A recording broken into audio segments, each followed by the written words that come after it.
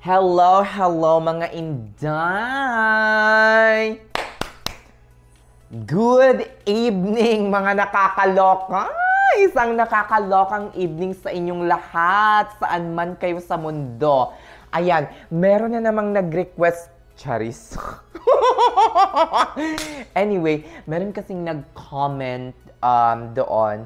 Hindi ko kasi masagot yung comment niya or yung question niya sa isang comment lang. So, ginawan ko na lang ng content or video since wala naman akong ginagawa at off ko ngayon.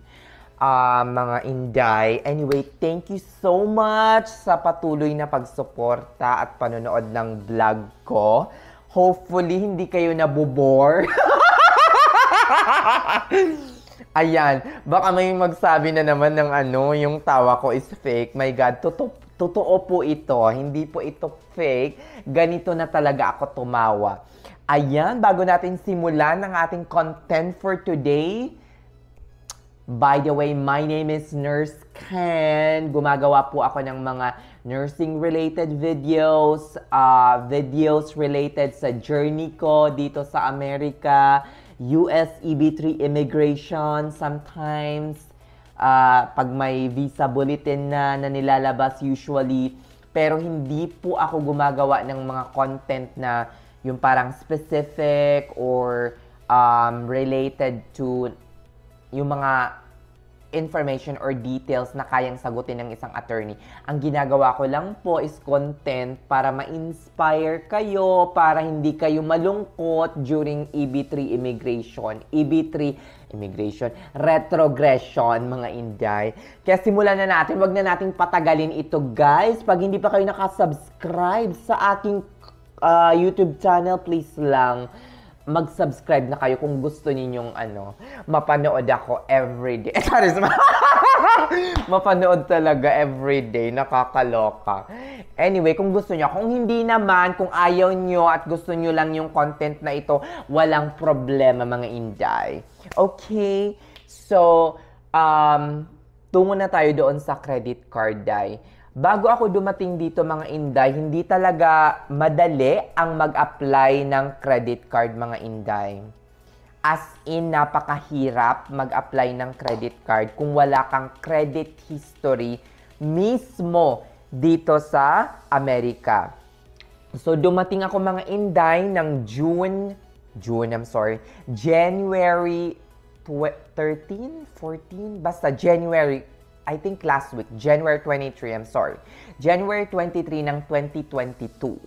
Nag-apply ako for my first credit card, siguro mga March, mga ganyan. March of 2022, of course. 2022, 2023. Parang 2023, ano ba ngayon yung, 2023. So, 2023. So yon, hindi ko na-edit ito, guys, kasi nga hindi naman ako magaling talagang mag-edit. Raw vlog lang. Hayaan niyo na itong eme ko para kung ano man yung makita niyo dito, mga Inday, dead makels na. Hindi ko kasi ini-edit yung mga vlog ko, mga Inday, as in wala na akong time para doon, Charis. Anyway, yun na nga, nag-apply ako for my first credit card nung March 2023. Nag-start ako sa no annual fee credit card, which is through our health network here. So, ang health network na pinagtatrabahuhan ko or yung employer ko, meron silang credit union. So, doon ako kumuha ng credit card. Sabi nila, yung mga panimulang credit card, pwede naman kang kumuha sa Discover. Sa Discover lang, mga Inday, kailangan may mag-refer sa inyo para higher yung chance na ma-approve kayo sa isang credit card. Visa man yan or MasterCard or whatsoever. Pero ang problema lang sa Discover, hindi lahat ata ng merchant, like kunyari yung grocery, ganyan-ganyan, hindi lahat ay tumatanggap ng Discover na credit card. So, ano ba yung credit card na meron ako ngayon, mga Inday, nang nakakaloka? Unahin muna natin ito itong first credit card ko mga Inday. Ito ay Chase. Okay? Chase Sapphire Preferred. Alam ko maraming magtataas ng kilay kung bakit si Ken ay hindi praktikal at kumuha ng credit card na may annual fee. Mga Inday, sa Pinas pa lang po ay sanay na ako sa mga credit card with annual fee. Basta higher yung benefits, may welcome bonus na pantapat, that's fine with me. Kasi mahihigitan mo naman yung benefits na makukuha mo from the welcome bonus, from yung mga privileges mo na pwede mong makuha kumpara doon sa annual fee. So, explain po natin further. Ang Chase Sapphire Preferred na kinuha ko ay may annual fee na $95 per year. Annual nga eh. So, per 12 months, kada anniversary date, meron siyang na-charge sa akin na $95. So, ito na mga Inday, $95 ang annual fee. Pero, meron siyang welcome bonus, mga Inday, na 60,000 points after minimum spend of $4,000. So, ang ginawa ko mga Inday, sa minimum spend na $4,000 na yun, ginamit ko lang yung credit card ko pambayad ng mga renta. Yung renta dito sa bahay mga Inday. So, siguro, plus yung mga grocery, umabot lang ako ng 3 buwan and after that, na-meet ko na yung minimum spend na $4,000. So, since na-meet ko na, binigay sa akin ng Chase yung 60,000 points na welcome bonus. So, magkano ang halaga ng welcome bonus na ito mga Inday? Mga Inday, ang 60,000 points po, depende sa kung paano mo siya gagamitin. Pwede mo siyang gamitin na pambook ng hotel. Pwede mo siyang gamitin pambook ng airline ticket.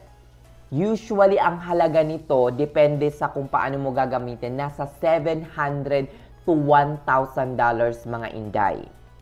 So, sa Chase Sapphire Preferred mga Inday, naka-accumulate na ako ng 70,000 points dito lang ha, sa paggamit ng credit card na ito. Kasama na yung welcome bonus. So, mga Inday, nakapag-claim na ako dito ng 10,000 points, okay? When I go to Bangkok, I book a 4-star hotel for 2 nights, which is worth around $200 mga Inday. So, lumagpas na yung work. Nakuha ko na or nahigitan ko na, besh. Yung $95 na annual fee na binayad ko. So, meron pa akong natitirang 60,000 plus points ngayon na pwede kong gamitin para ipambook ng airline ticket, ipambook ng kung ano man, or kaya ipambook ulit ng hotel. So, may annual fee man siya, pero malaki yung welcome bonus mga Inday. So, pak na naman ang lola nyo, winners. Kaya, huwag matatakot kung merong annual fee ang isang credit card mga Inday. Kasi, mamamaximize mo naman yung benefits na nakukuha mo from that card. Okay? So, na-approve ako sa ganitong card kasi nga, lahat ng pera ko, halos lahat nun dumadaan sa Chase. So, nakikita nila siguro kung gaano ko kayaman. Charis! Nakikita nila siguro kung gaano kalaki yung sahod ko or yung pumapasok sa checking account ko. So, maybe that's one of the reason kung bakit na-approve ako for the Chase Sapphire Preferred. Mga Inday, please i-PM nyo ako sa Facebook Messenger, Khan Masarik. It's Khaan MASARIK. Kung gusto ninyong i-refer ko kayo sa Chase. Kaya sayang naman kasi yung referral bonus na makukuha ko. Okay? Kung gusto nyo lang naman, kung nandito na kayo sa Amerika mga Inday at gusto nyo kumuha ng Chase Sapphire Preferred. Okay. Let's move on mga Inday sa pangalawang credit card na ibibida ko sa inyo. Charis, ibibida talaga. Ito yung aking American Express Delta SkyMiles Gold. Okay.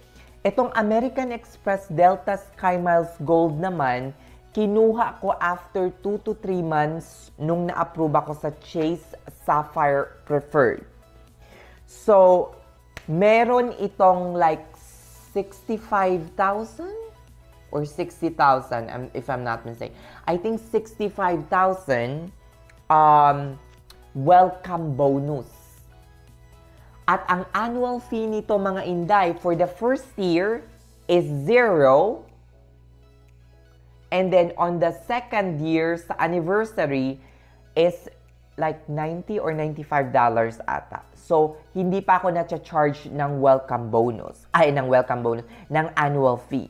Mga Inday, para ma-prevent na hindi ako ma-charge ng annual fee sa anniversary date, bago mag-anniversary date mga Inday, ida-downgrade ko to sa regular na Delta SkyMiles, yung parang blue ata. So, hindi ako ma-charge. O, diba? Bongga! So, nakuha ko ang welcome bonus na 65,000 Delta SkyMiles points after a minimum spend of $2,000. So, yon bayad na naman ng renta, bayad ng ganito, ganyan. So, na-meet ko yung minimum points. So, nakuha ko yung 65,000 SkyMiles points. So, mga Inday, itong 65,000 Delta SkyMiles points, mga Inday, nakailang beses na ako nag-travel from New York, Dayton to New York. Ang worth ng plane ticket na yun is around $300. Umabot na siguro ako ng $500 na worth of ticket na na-claim ko dito sa Sky. Hindi pa ubos yung mga points na to. Okay? Hindi pa siya ubos or maximize mga Inday. At saka additional benefits, kapag nagde-Delta SkyMiles Reserve ka mga Inday, SkyMiles Gold, ang first check-in baggage mo ay for free na. Hindi mo na siya babayaran. Especially kung naka-basic economy ka like me, always ganon, wala kang check-in baggage. Pero kapag meron ka nitong Delta SkyMiles Gold, free na at hindi mo na babayaran. Ilan yung na-save ko? $30 per way. So, nakasave na siguro ako ng $120.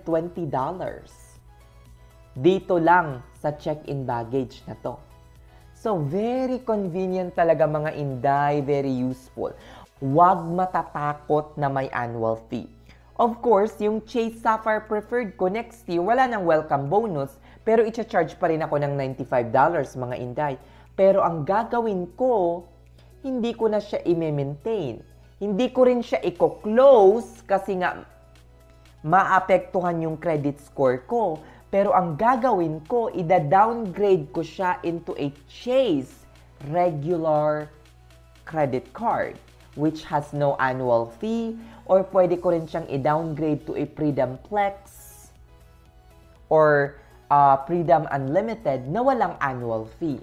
Kaya mga Inday, wag na wag matatakot sa may annual fee.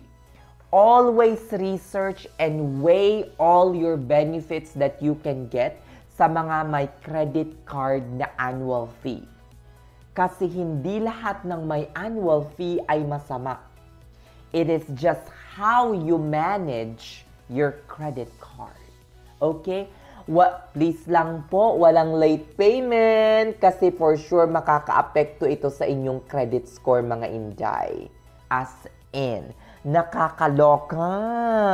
Sige na mga Inday, nasabi ko na ang dapat kong masabi, Charis. OMG! Babush na mga Inday, nalaman nyo na kung anong credit card ang meron ako. Chase Sapphire Preferred at Delta Sky Miles Gold. Okay? Next year, wala na ako nito kasi iba na naman yung credit card na i-avail ko, mga Inday. Sige na, babush na, mga Inday. Have a good weekend, babush. Bye-bye. Pak, pak, pak. Sige na, babush na.